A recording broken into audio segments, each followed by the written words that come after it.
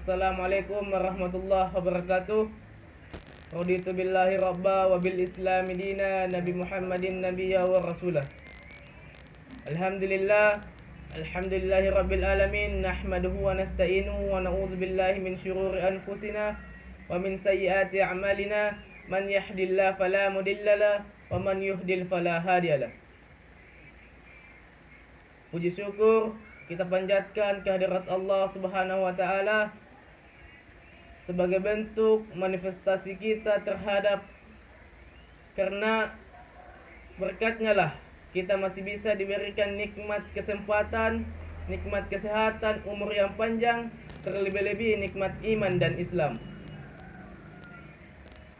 Salawat serta salam kita haturkan kepada baginda Nabiullah Muhammad sallallahu alaihi wasallam, manusia yang diutus ke muka bumi ini, manusia yang didesain separipurna mungkin, yang membawa kita dari zaman yang biadab menuju zaman yang beradab, meskipun masih banyak orang-orang yang biadab. Baiklah, saya Muslimin Aditya Saputra Mustari, kelas ilmu pemerintahan 3D, akan menyampaikan materi yaitu penerapan good governance di Indonesia. Good governance merupakan suatu penyelenggaraan manajemen pembangunan yang solid dan bertanggung jawab yang sejalan dengan prinsip demokrasi dan pasar yang efisien. Penghindaran salah satu alokasi dana investasi dan pencegahan korupsi baik secara politik maupun secara administratif, menjalankan disiplin anggaran serta penciptaan legal dan politikan framework bagi tumbuhnya aktivitas usaha. Good governance pada dasarnya adalah suatu konsep yang mengacu kepada proses pencapaian keputusan dan pelaksanaannya yang dapat dipertanggungjawabkan secara bersama. Sebagai suatu konsensus yang dicapai oleh pemerintah, warga negara, dan sektor swasta bagi penyelenggaraan pemerintahan dalam suatu negara. Good governance di Indonesia sendiri mulai benar-benar dirintis dan diterapkan sejak meletusnya era reformasi, yang dimana pada era tersebut telah terjadi perombakan sistem pemerintahan yang menuntut proses demokrasi yang bersih, sehingga good governance merupakan salah satu alat reformasi yang mutlak diterapkan dalam pemerintahan baru. Akan tetapi, jika dilihat dari perkembangan reformasi yang sudah berjalan selama 15 tahun ini, penerapan good governance di Indonesia belum dapat dikatakan berhasil sepenuhnya sesuai dengan cita-cita reformasi sebelumnya. Masih banyak ditemukan kecurangan dan kebocoran dalam pengelolaan anggaran dan akuntansi yang merupakan dua produk utama good governance. Dan kunci utama untuk memahami good governance yaitu kita harus memahami prinsip good governance. Dan prinsip good governance itu adalah pemahaman atas prinsip-prinsip di dalamnya. Bertolak dari prinsip-prinsip ini akan didapatkan tolak ukur kinerja suatu pemerintahan. Baik buruknya pemerintahan bisa dinilai bila ia telah bersinggungan dengan semua unsur-unsur prinsip good governance. Menyadari pentingnya masalah ini, prinsip good governance diurai suatu persatu sebagaimana tertera di bawah. Partisipasi masyarakat.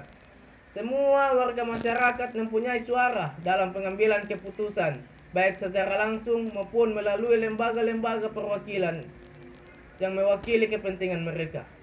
Partisipasi menyeluruh tersebut dibangun berdasarkan kebebasan berkumpul dan mengungkapkan pendapat, serta kapasitas untuk berpartisipasi secara konstruktif.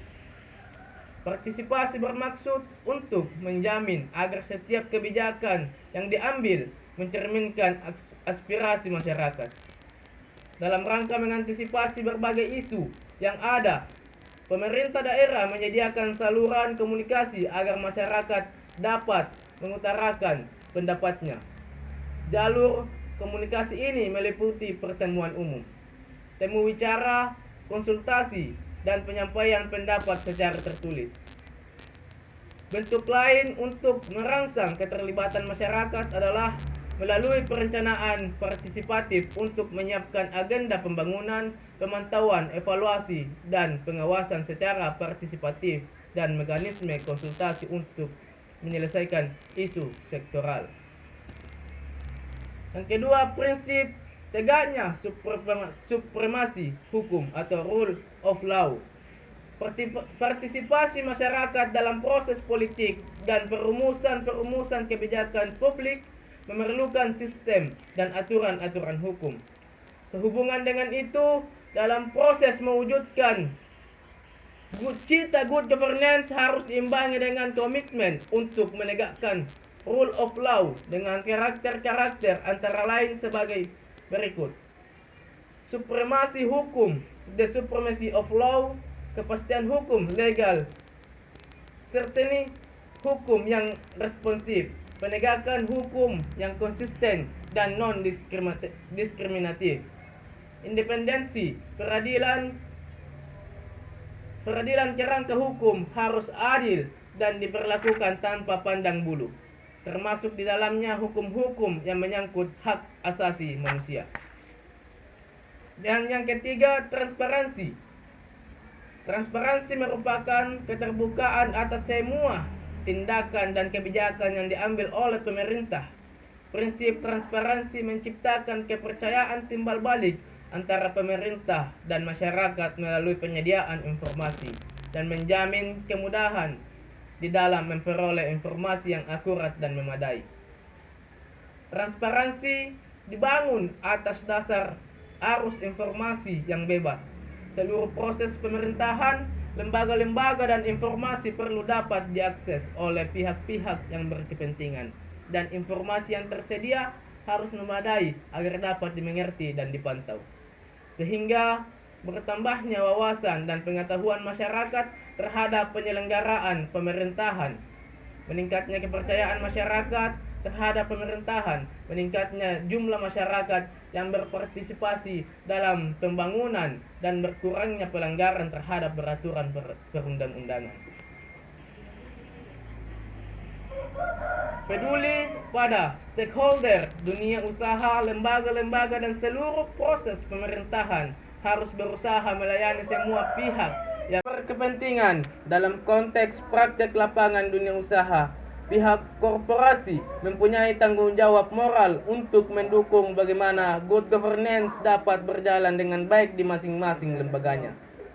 Pelaksanaan good governance secara benar dan konsisten bagi dunia usaha adalah perwujudan dari pelaksanaan etika bisnis yang seharusnya dimiliki oleh setiap lembaga korporasi yang ada di dunia. Dalam lingkup tertentu, etika bisnis berperan sebagai elemen mendasar dari konsep CSR, Corporate Social Responsibility, yang dimiliki oleh perusahaan. Pihak perusahaan mempunyai kewajiban sebagai bagian masyarakat yang lebih luas untuk memberikan kontribusinya. Yang ketiga yaitu penerapan good governance di Indonesia. Penerapan good governance di Indonesia sendiri mulai benar-benar dirintis dan diterapkan sejak meletusnya era reformasi, yang dimana pada era tersebut telah terjadi perombakan sistem pemerintahan yang menuntut proses demokrasi yang bersih sehingga dapat memberikan demokrasi yang baik. Akan tetapi, jika dilihat dari perkembangan reformasi yang sudah berjalan selama kurang lebih beberapa tahun belakangan ini, penerapan good governance di Indonesia belum dapat dikatakan berhasil sepenuhnya sesuai dengan cita-cita reformasi sebelumnya. Masih banyak ditemukan kecurangan dan kebocoran dalam pengelolaan anggaran dan akuntansi yang merupakan dua produk utama good governance. Akan tetapi, hal tersebut tidak berarti gagal untuk diterapkan. Banyak upaya yang dilakukan pemerintah dalam menciptakan iklim good governance yang baik. Di antaranya ialah mulai diupayakannya transparansi informasi terhadap publik mengenai APBN sehingga memudahkan masyarakat untuk ikut berpartisipasi dalam menciptakan kebijakan dalam proses pengawasan pengelolaan APBN dan BUMN. Oleh karena itu, hal tersebut dapat terus menjadi acuan terhadap akuntabilitas manajerial dan sektor publik tersebut agar kelak lebih baik dan kredibel ke depannya.